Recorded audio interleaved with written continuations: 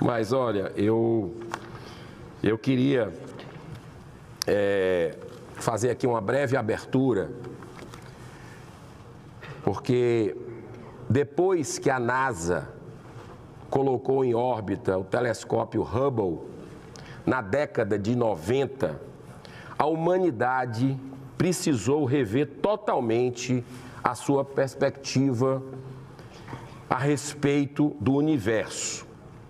Já nos primeiros 10 anos de funcionamento do telescópio, foram fotografadas 30 mil novas galáxias, até então desconhecidas, sendo algumas delas que contêm mais de 1 trilhão de estrelas. A nossa própria galáxia, a Via Láctea, teve seu tamanho revisto, passando de 100 para mais de 200 bilhões de estrelas.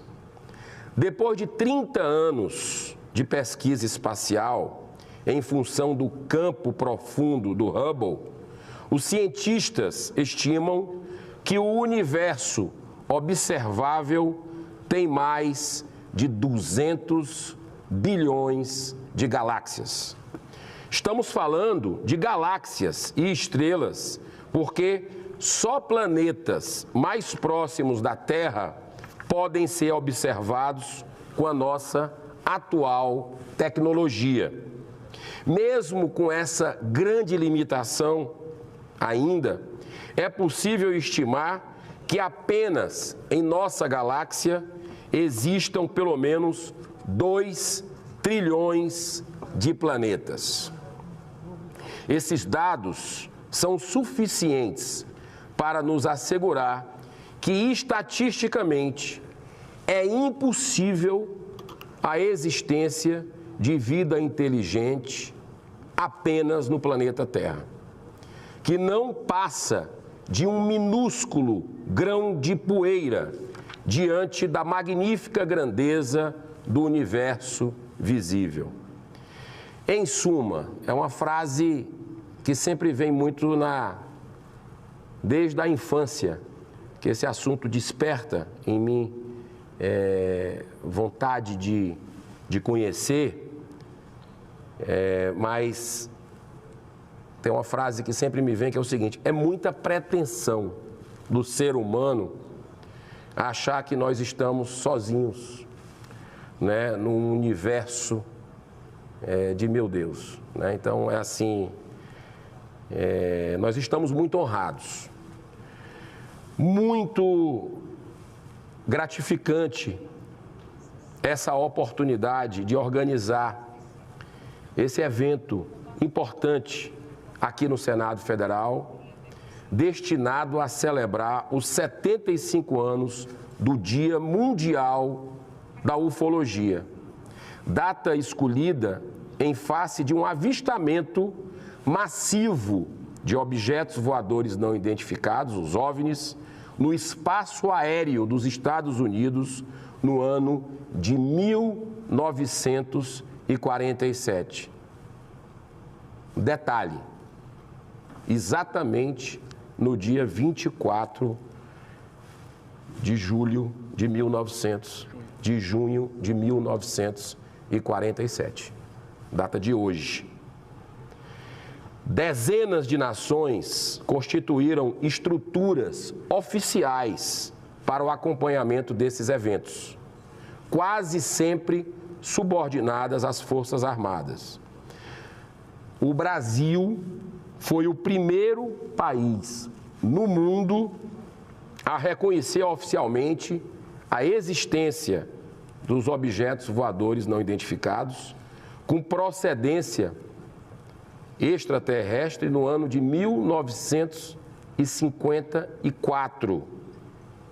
Somente 22 anos depois, a França torna-se o segundo país a fazê-lo no ano de 1976. Ao longo das últimas décadas, foram se acumulando muitos registros de observações no espaço aéreo brasileiro. Um dos casos mais significativos ocorreu em 1986, quando 21 OVNIs esféricos com 100 metros de diâmetro foram seguidos durante horas por caças da Força Aérea Brasileira. A Aeronáutica já disponibilizou para o Arquivo Nacional em Brasília mais de 20 mil páginas de documentos com registro de movimentações de naves que não se enquadram no nosso nível tecnológico. Mas existem muito mais informações que ainda precisam se tornar de domínio público. Por que não? Fica aquele velho questionamento, Se existem esse tipo de avistamentos, essa possibilidade, qual a colaboração que essas inteligências podem trazer para nós? Então, em que esferas isso pode acontecer? Isso tudo nós vamos ouvir aqui pessoas que estudam, que a gente vive um momento, inclusive, delicado na humanidade, Não apenas pela pandemia que nós tivemos, que nos fez repensar muito o dia a dia, o que é que é importante para a vida, a importância de estar próximo à família, da fraternidade, de a gente rever nossos valores, mas também a guerra que está acontecendo aí entre a Rússia e a Ucrânia, esse momento difícil que a gente vive na humanidade, em pleno século XXI, e é muito importante a gente refletir sobre tudo isso. A mesma situação ocorre nos Estados Unidos, falando aqui de avistamentos. O Pentágono liberou em 2021, no ano passado, no meio da pandemia, um relatório pormenorizado sobre 144 casos de avistamentos, sendo que apenas um deles, dos 144, apenas um, recebeu explicação compatível com as condições do nosso planeta. No dia de hoje, também completa 21 anos de existência o primeiro museu de ufologia da América Latina, que está localizado aqui no Brasil, no município de Itaara, no Rio Grande do Sul. Além de um grande acervo, esse museu dispõe também de um observatório bioastronômico. Olha, eu espero sinceramente que essa sessão, e eu quero fazer aqui um registro de agradecimento ao presidente do Senado, Rodrigo Pacheco, que abriu esse espaço, fez a votação aqui, que foi por unanimidade dos senadores, da possibilidade de fazermos essa sessão de celebração dos 75 anos do Dia Mundial da Ufologia, e eu queria agradecê-lo, porque essa casa é democrática, essa casa a gente não tem que ter absolutamente nenhum tipo de preconceito, e é um assunto que merece sim uma reflexão, a atenção, porque tem, de uma certa forma, e a gente vai ver aqui, estudos científicos sobre o caso. Então, nós esperamos muito que essa sessão seja esclarecedora e seja o primeiro passo para que possamos, de alguma forma, pesquisar mais, estarmos abertos para esse tema aqui no Brasil. É esperado que essa homenagem favoreça também a ampla divulgação de informações por parte das organizações governamentais sobre o tema. Eu quero agradecer a todos, dizer que o Senado americano, olha que houve uma sincronicidade, viu? Houve uma sincronicidade, porque o nosso requerimento foi aprovado no dia 17 de março de 2022. Mas não tinha ainda, quando a gente aprovou, a data definida, né? E o Congresso americano realizou no dia 17 de maio, ou seja, exatamente 2 meses depois de a gente ter aprovado aqui o nosso requerimento, uma audiência pública para falar sobre o relatório divulgado pelo Pentágono em 2021. Você vê como interessante isso? Eu particularmente, não tinha a menor ideia. Não sei se os estudiosos aqui sabiam que o Senado tinha aprovado um requerimento nesse sentido e já realizou. Eu não tinha essa compreensão. Em 9 de junho de 2022, olha como o assunto está bem quente no momento. 9 de junho desse mês, a NASA anunciou a criação de um grupo dedicado a estudar fenômenos aéreos não identificados, de um ponto de vista científico, o que inclui tanto OVNIs quanto a observação de eventos naturais no céu ainda desconhecidos. Então, eu já quero imediatamente aqui começar, porque a gente veio para ouvir. O meu objetivo aqui também é aprender, sem nenhum julgamento, né? Eu acho que a gente tem que ter essa humildade de aprender com quem estuda, com quem se dedica com relação à ufologia, né? Que é bom sempre lembrar, ufologia é um conjunto de assuntos e atividades, está aqui no Wikipédia, um conjunto de assuntos e atividades associadas ao interesse em objetos voadores não identificados e fenômenos relacionados que sirvam de objeto de investigação a governos, grupos independentes de jornalistas e cientistas ou interesse da sociedade geral. Os fenômenos referentes à ufologia podem ter caráter diverso, indo desde alegados contatos com extraterrestres, sequestros, comunicações, né, abduções, até desastres teoricamente originados. Então, nós vamos ouvir aqui, já que no Brasil existe essa cultura também. Acho que o nosso primeiro palestrante aqui, conferencista, o Dr. Pickler, vai falar sobre o que o brasileiro pensa sobre esse assunto. Ele tem diversas pesquisas nesse tema. Então, já quero conceder imediatamente a palavra aqui, por 15 minutos, vai ser esse o protocolo que a gente vai fazer, o rito.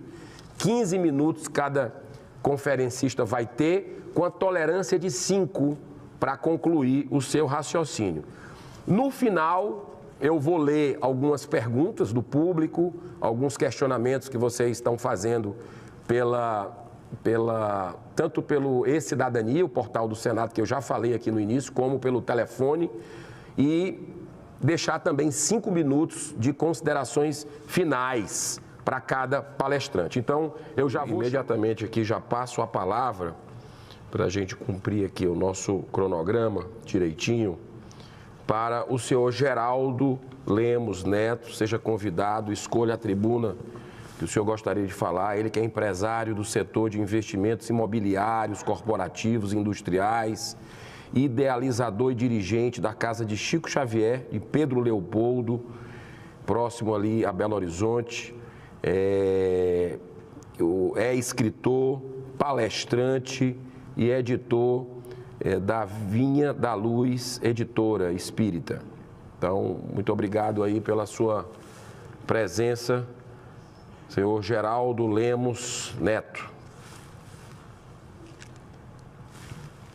Muito obrigado. Boa tarde a todos.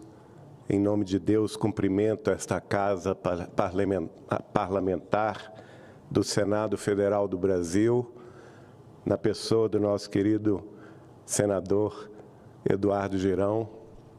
Cumprimento senhoras e senhores presentes. E nossa participação será sobre a relação da espiritualidade e da ufologia. Eu peço licença para pedir à área técnica que nos coloque aqui a apresentação. Na verdade, a ufologia, que diz respeito a um tema específico, que é a pluralidade dos mundos habitados. Como que passa aqui?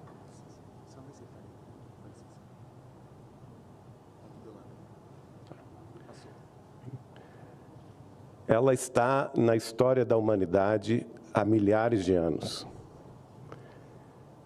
Vamos ver que a busca para entender a nossa presença aqui na Terra, já desde a Índica Védica, na civilização indo-ariana, que floresceu por volta de 3.500 a.C., já tratava do tema. No zoroastrismo, a religião que surgiu na civilização da Pérsia, também chamada de mandaísmo ou parisismo, tinha como sua investigação a pluralidade dos mundos habitados. Baseada no monoteísmo, teve florescência no século VI a.C., pelo profeta Zaratustra, também chamado pelos gregos como Zoroastro. Entre 460 a.C. e 360 a.C., Demócrito ensinava a seus alunos, por volta do ano 400 a.C., sobre a possibilidade de uma grande diversidade de outros mundos habitáveis e sobre a possibilidade de vida neles. O filósofo Aristóteles, 384 a.C. a 322 a.C., foi outro que discutiu sobre a pluralidade dos mundos habitados, mantendo acirrados debates com escolas que negavam o fato. E para os pitagóricos, todos os corpos celestes seriam habitados. Nos séculos II e I a.C., os druidas foram os povos de origem indo-europeia que habitavam extensas regiões da Europa pré-romana, notadamente nas Gálias e na Bretanha, e cujos sacerdotes, principais representantes do povo celta, tinham entre os seus ensinamentos a pluralidade dos mundos habitados e, por esta mesma razão, reverenciavam os céus. Mas é em Jesus de Nazaré, na Galileia de 2000 anos atrás, cuja palavra, registrada pelo apóstolo João Evangelista, não nos resta dúvida a respeito. Na casa de meu Pai há muitas moradas. Se assim não fora, eu vô-lo teria dito. Na escola neoplatônica, vamos ver Lucrécio, 99 a 55 a.C., bem como Cláudio Ptolomeu, entre os anos 83 depois de Cristo e 161 depois de Cristo, afirmando que todo o universo visível não seria único. Outros estratos filosóficos posteriores tratavam também sobre a pluralidade dos mundos habitados. Nos discursos de Plutarco, de Cyrano de Bergerac, de Fontenelle, de Huygens, de Voltaire, de Emanuel Swedenborg, na Suécia, de Charles Bonnet, de Lambert, de Saint-Humphrey, de David Young, de De Fontaine e de Ponsard. Mas é no mais celebrado astrônomo francês do século XIX, Camille Flammarion, que o conceito de pluralidade dos mundos habitados atinge culminâncias. E ele publica inumeráveis obras especulando sobre o assunto, entre eles La Pluralité de Monde Habité e o livro conhecido como Urânia. Também no século XIX, o professor Léon Denisard Rivail, conhecido por nós, por Allan Kardec, codifica a doutrina dos espíritos, que tem entre os seus 14 princípios fundamentais a pluralidade dos mundos habitados. No Livro dos Espíritos, publicado em 18 de abril de 1857 em Paris, ele pergunta aos espíritos superiores: todos os globos que circulam no espaço são habitados? E a resposta: sim. E o homem da terra está longe de ser, como supões, o primeiro em inteligência, em bondade e em perfeição. Em seguida, ele comenta: Deus povoou de seres vivos os mundos, concorrendo todos esses seres para o objetivo final da providência. Acreditar que só os haja no planeta que habitamos fora duvidar da sabedoria de Deus, que não fez coisa alguma inútil. Certo, a esses mundos há de ele ter dado uma destinação mais séria do que a de nos recrearem às vistas. Aliás, nada há, nem em posição, nem no volume, nem na constituição física da Terra, que possa induzir à suposição de que ela goze de privilégio de ser habitada, com exclusão de tantos milhares de milhões de mundos semelhantes. Na pergunta seguinte, ele indaga: a constituição física dos diferentes globos é a mesma? E a resposta dos espíritos: não. Eles não se assemelham de forma alguma. E depois, não sendo a mesma para todos a constituição física dos mundos, deve-se concluir que tenham organizações diferentes os seres que os habitam? E a resposta: sem dúvida, como entre vós os peixes são feitos para viver na água e os pássaros no ar. Ele também aprofunda o assunto na questão 181 do Livro dos Espíritos. Os seres que habitam diferentes mundos têm corpos diferentes dos nossos e de acordo com as condições dos mundos em que habitam. Este envoltório, porém, é mais ou menos material, conforme o grau de pureza a que chegaram. Mais tarde, em 1864, ele publica o Evangelho segundo o Espiritismo em Paris. E, no seu preâmbulo sobre o assunto, está dito: do ensino dado pelos Espíritos, resulta que muito diferentes umas das outras são as condições dos mundos quanto ao grau de adiantamento ou de inferioridade de seus habitantes. Entre os mundos há os em que os habitantes são ainda inferiores aos da terra, física e moralmente, outros da mesma categoria que o nosso, e outros ainda que lhes são mais ou menos superiores em todos os respeitos. Nos mundos inferiores, a existência é toda material, reinam soberanas as paixões, sendo quase nula a vida moral. À medida que esta se desenvolve, diminui a influência da matéria, de tal maneira que, nos mundos mais adiantados, a vida é, por assim dizer, toda espiritual. Em outro livro dele, O Céu e o Inferno, ele vai comentar: a Terra não é mais que um ponto imperceptível e um dos planetas menos favorecidos quanto à habitabilidade. Também vai dizer, na página 40, ante esse quadro grandioso que povoa o universo, que dá a todas as coisas da criação um fim e uma razão de ser, quanto é pequena e mesquinha a doutrina que circunscreve a humanidade a um ponto imperceptível no espaço.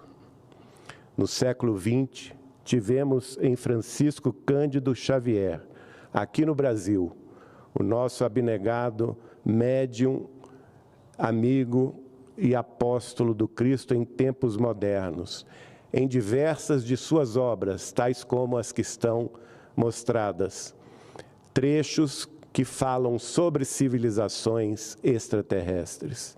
No livro de 1935, Cartas de uma Morta, a mãe dele vem nos contar sobre visitas que fez à civilização de Marte, também as que fez à civilização de Saturno. E o guia espiritual dela esclareceu-a. Há mundos de todas as espécies, diversificados em sua natureza, mundos de dor, de ventura, de aprendizado, de luta, de regeneração. Os planetas que rolam no infinito constituem a família universal por excelência. Cada um deles comporta uma humanidade, irmã de todas as outras que vibram na imensidade.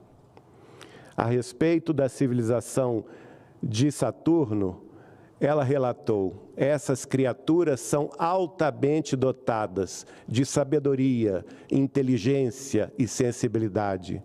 Seus sentidos e percepções são muito superiores aos dos homens terrenos, e a preocupação máxima de sua existência é a intensificação do poder intelectual.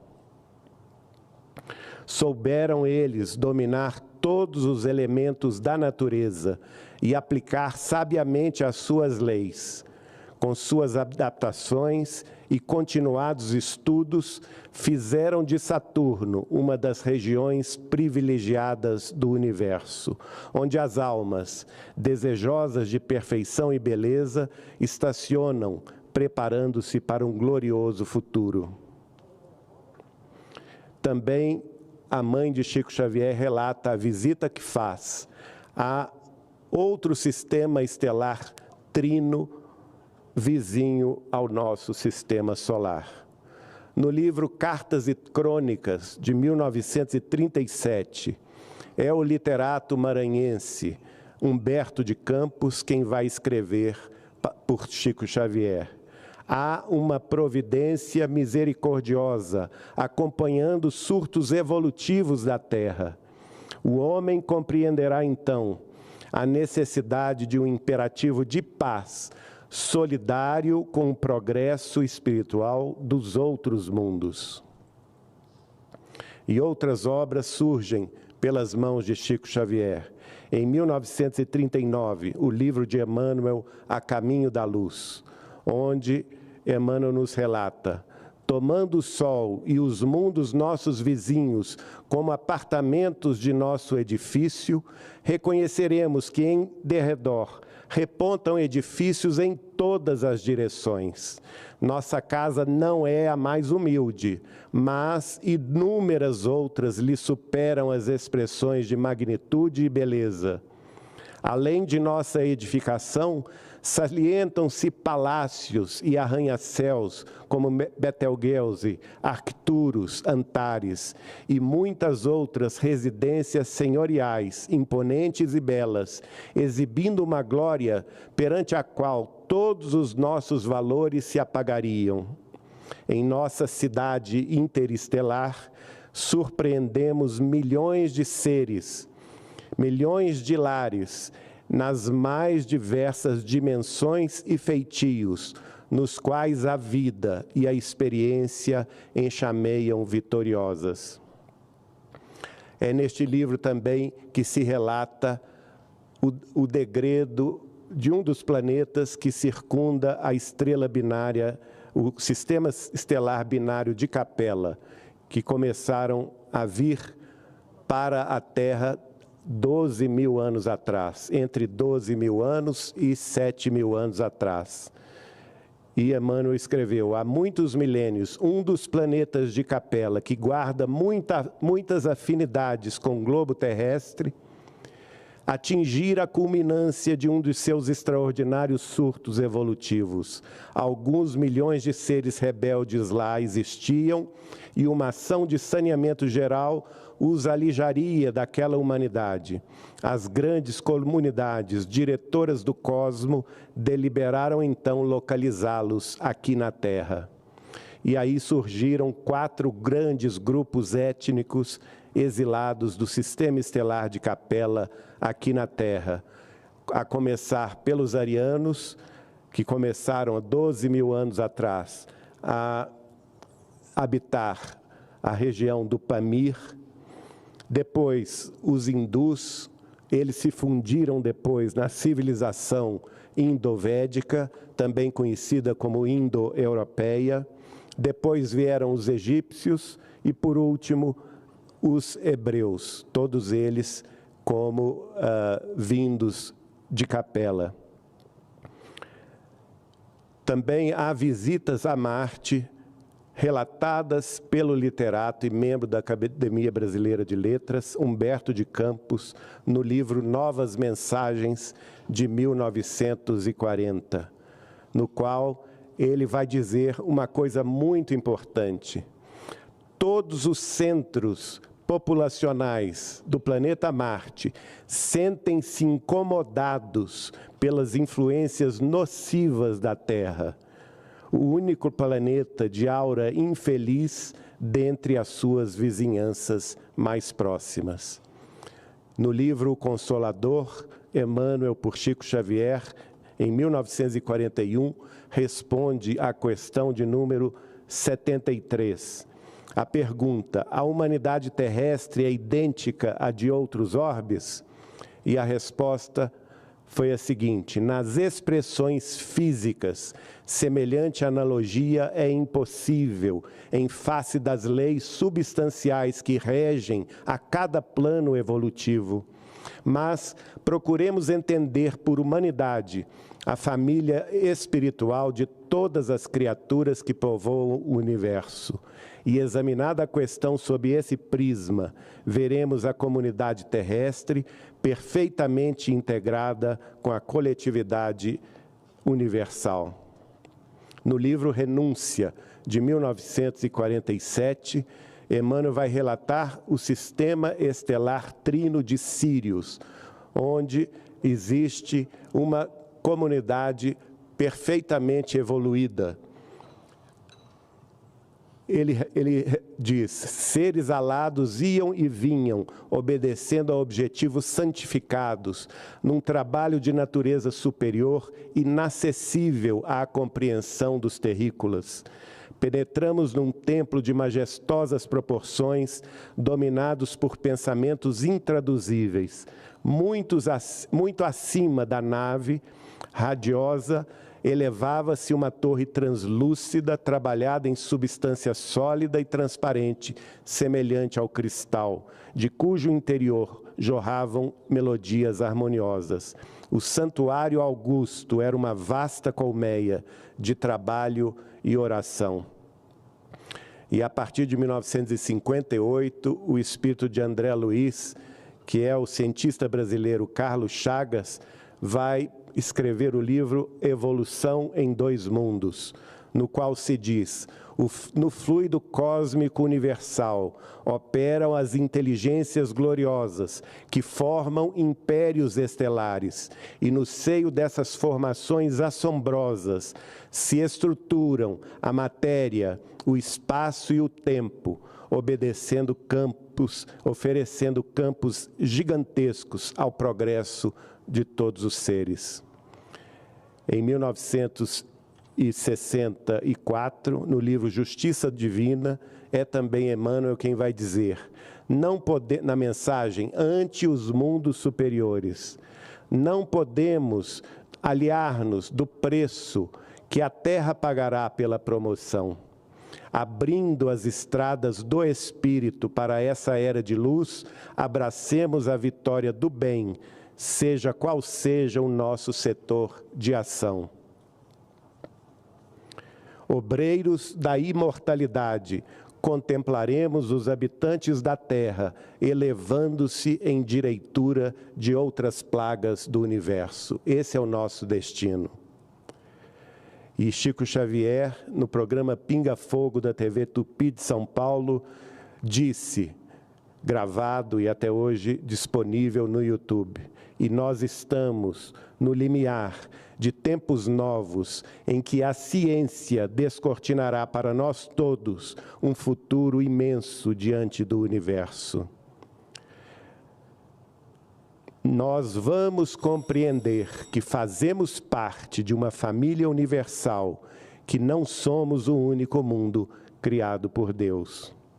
Que Deus abençoe esta casa parlamentar e inspire os nossos senadores e toda a população brasileira para conhecer e buscar a verdade de que não estamos sozinhos no universo e que fazemos sim parte desta grande família universal. Muito obrigado.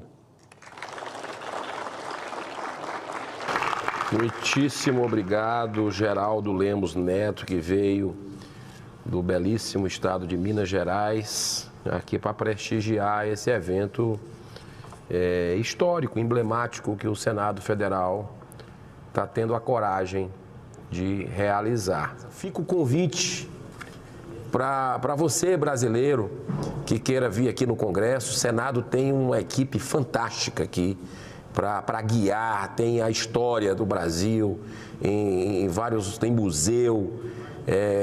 Muito interessante aqui a abolição da escravatura aqui no túnel do tempo.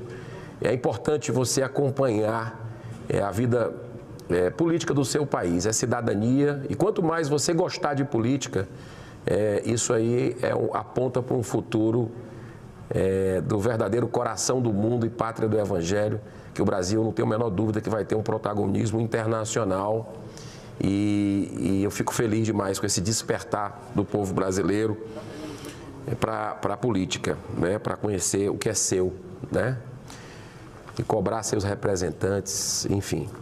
Então, eu vou agora já passar a palavra a Geraldo Lemos Neto, empresário do setor de investimentos imobiliários, corporativos e industriais, idealizador e dirigente da Casa Chico Xavier de Pedro Leopoldo, também participa do Grupo Espírita Saber Amar de Belo Horizonte.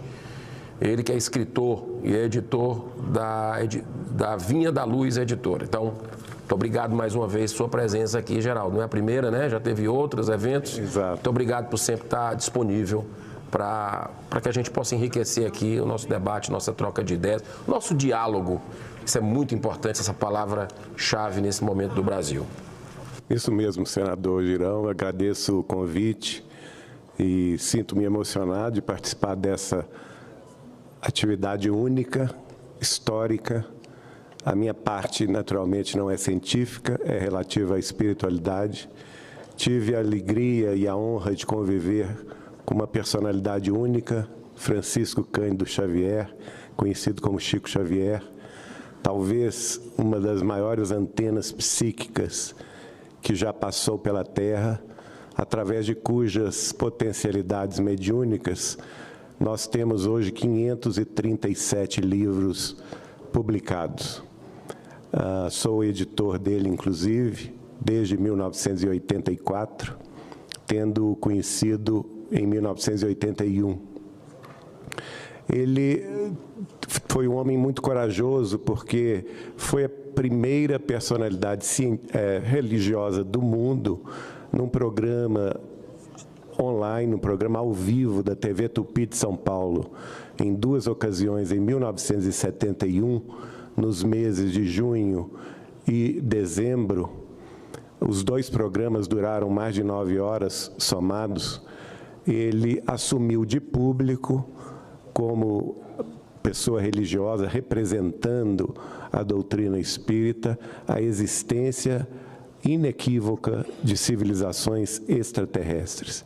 E não somente isso, naquela ocasião, programa esse que está disponível no YouTube para todos acompanharem, ele fez previsões históricas que se confirmaram a respeito da Lua, naquela ocasião, em 1971, ele disse que nós descobriríamos no solo lunar água, matéria plástica, vidro, azoto e oxigênio. E através desses materiais seria possível nós construirmos a base permanente terrestre em solo lunar.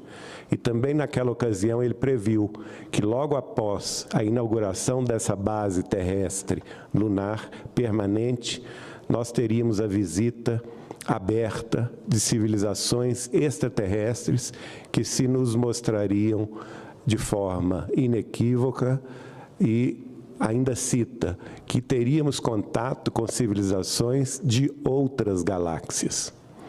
Então, é uma informação relevante, importante. Eu sou testemunha, como convivi com ele mais de 20 anos, de forma íntima, por relações familiares, dos 3 casos que ele próprio contou, de contatos imediatos que ele teve.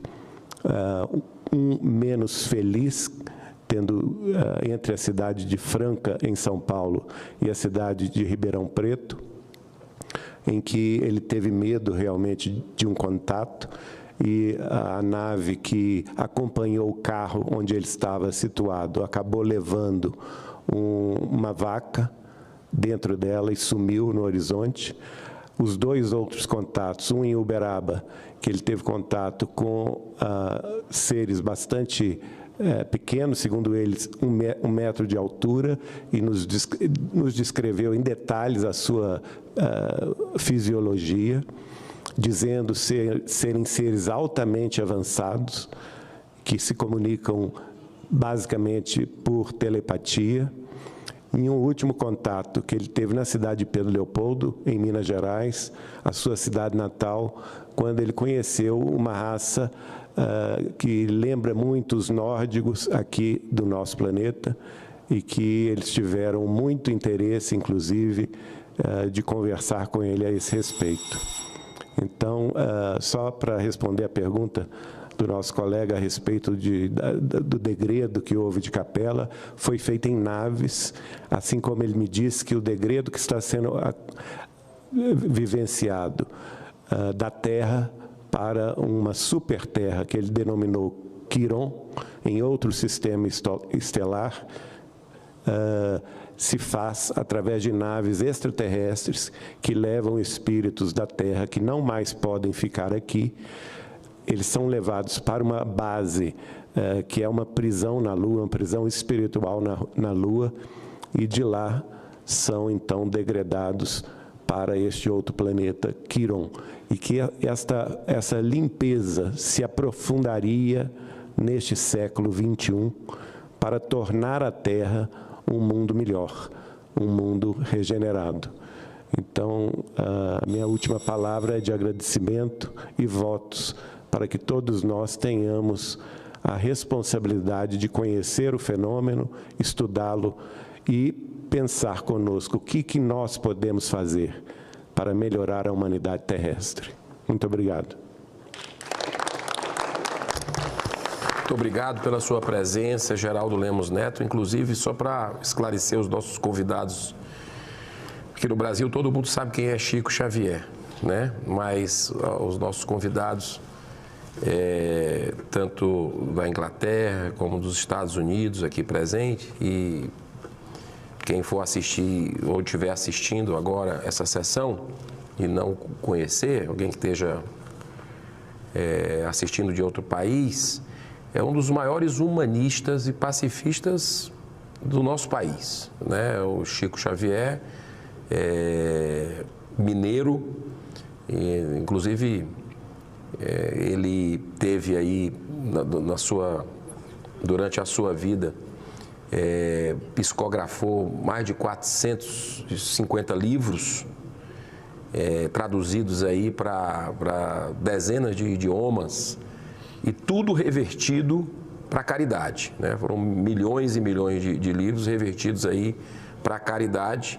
Não é à toa que as obras sociais hoje, até hoje existe aí pelo Brasil afora, e numa humildade ímpar, mesmo aí não querendo, mas teve uma votação de um grande veículo de comunicação no Brasil, popular, que ele foi eleito o brasileiro do século, é isso? O maior brasileiro da história, é isso?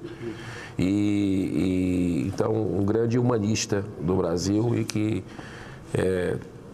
eu não tive a bênção de conhecê-lo, já falecido, em 2002, no dia 30 de junho de 2002, e vai fazer 20 anos agora, olha só que detalhe, vai fazer 20 anos.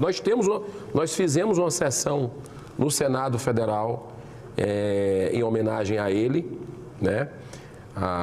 E está disponível no YouTube para quem quiser assistir. Tem filmes, tem produções também feitas em homenagem ao Chico Xavier, biografia e cartas, enfim. Leva muito consolo e esperança às pessoas que perderam seus entes queridos. Então, o Geraldo Lemos teve essa bênção, eu não tive, mas Geraldo teve essa bênção de conviver com esse grande homem e mantém um museu, não é isso? Lá em Pedro Leopoldo, a casa de Chico Xavier, que eu tive a oportunidade de conhecer, uma cidade maravilhosa, pertinho de Belo Horizonte. Ela fica mais próxima do aeroporto de Confins do que Belo Horizonte, né? E que essa casa de Chico, onde ele viveu, é muito interessante. Tem lá o quartinho dele, tem lá as obras todas, feito com muito carinho por todos lá de Pedro Leopoldo. Então...